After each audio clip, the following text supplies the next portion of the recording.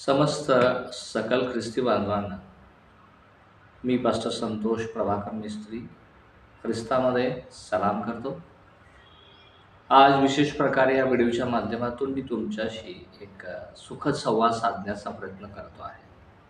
एक ख्रिस्ती म्हणून जो बहुमान मला आणि माझ्या कुटुंबाला लाभलेला आहे, जे प्रभू येशू ख्रिस्त हे नाव मला आणि माझ्या कुटुंबाला प्राप्त झालेलं आहे, हा एक मोठा बहुमान आणि ख्रिस्ती असण्याचं भाग्य आणि याची जाणीव, याचं प्रकाशन जे मला प्राप्त झालेलं आहे, त्याचा विशेष आनंद मला आणि माझ्या परिवाराला आहे. हा मी तुमच्यासोबत शेअर करू इच्छितो. हा अनुभव तुमच्यासोबत कथन करू इच्छितो. कारण तुम्ही आणि मी, जगातले बहुतेक लोक आज पैसा आणि पैशाच्या मागे आहेत.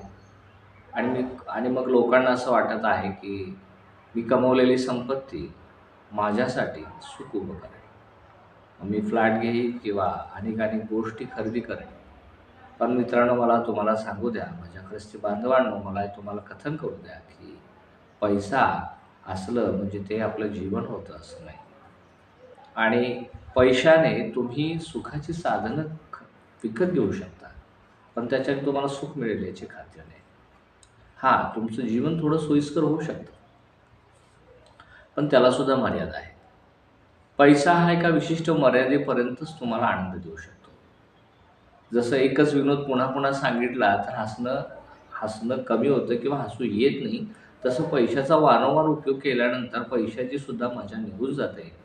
त्यामुळे पैशाने आनंद प्राप्त होतो याला मी तत्वतः नाकारतो आणि शास्त्रही तेच सांगतं. मग आम्हाला कशाचा विचार केला पाहिजे किंवा कोणत्या गोष्टीचा म्हणून आम्हाला सारखा अभिमान असायला हवा आणि आम्ही आनंद करायला हवा? ती गोष्ट म्हणजे तुम्ही आणि मी ख्रिस्ती आहोत. आम्ही येशू ख्रिस्ताचे आहोत. आम्ही देवाचे निवडलेले लोक आहोत. आम्ही देवाची विशेष प्रजा आहोत आणि आम्ही ख्रिस्ती आहोत. पुन्हा एकदा सांगतो, आम्ही ख्रिस्ती आहोत याचा आम्हाला विशेष आनंद आणि अभिमान असायला हवा. जग आणि जगातलं सगळं काही परमेश्वराचं आहे. तुम्हाला आणि मला बहुतेक वेळेला असं वाटतं की आमच्याकडे काहीच नाही. कारण असं म्हणतात की माणसाजवळ जे आहे तो त्याचं कधीच तो मोजमाप करत नाही किंवा ते मोजत नाही. पण त्याच्याजवळ जे नाही ते मात्र तो सातत्याने मोजत असतो.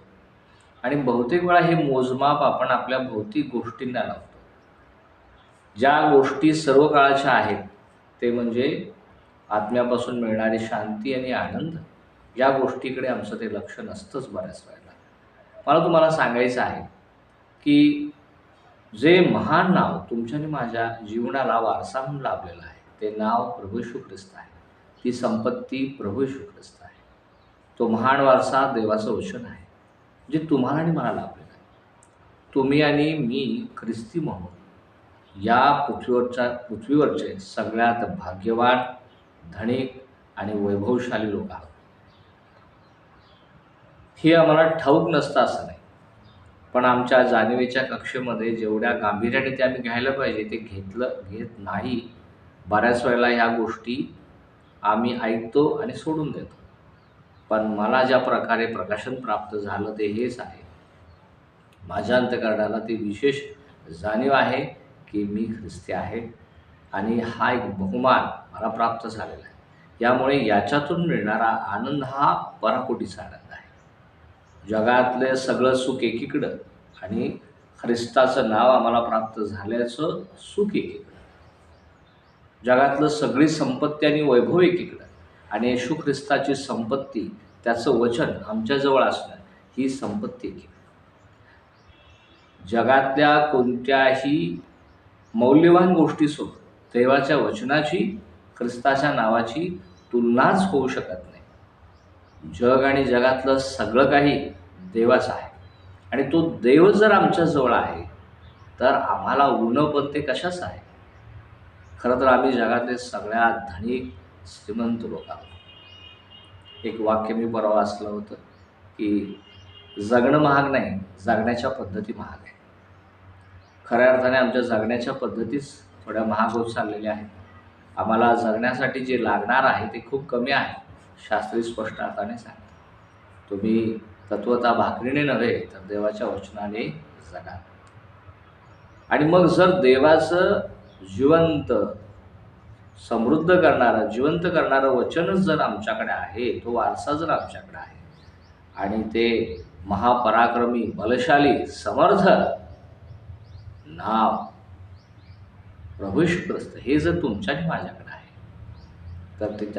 तर त्याची संपत्ती ती किती अगाध आहे, ती संपत्ती किती महान आहे, याची जाणीव जर आम्ही गांभीर्याने स्वतःला करून घेतली, त्या गोष्टी जर आम्ही आमच्या जाणीवेच्या कक्षेमध्ये घेऊन आलो, तर आम्हाला कळून येईल की ख्रिस्ती असण्यासारखं भाग्य या जगात कोणाला नाही, जे तुम्हाला आणि मला लाभलेलं आहे. ज्या दिवशी देवाची महानता आमच्या अंतःकरणामध्ये वास करेल आणि मग आमची नगण्यता आम्हाला प्राप्त होईल, आम्हाला कळून येईल, त्या दिवशी आम्ही देवाप्रती अत्यंतिक नम्र होऊ, आम्ही गदगद होऊ, आमच्यामध्ये देवाचं पवित्र भय वास करेल आणि देवाची महानता पाहू, नाही का, त्याचा पराक्रम, त्याची भव्यता पाहून आमची अंतःकरणे आनंदाने, हर्षाने भरून जातील. याच्यासारखं सुख, याच्यासारखं भाग्य आम्हाला ह्या जगात कुठेही मिळणे होणार नाही.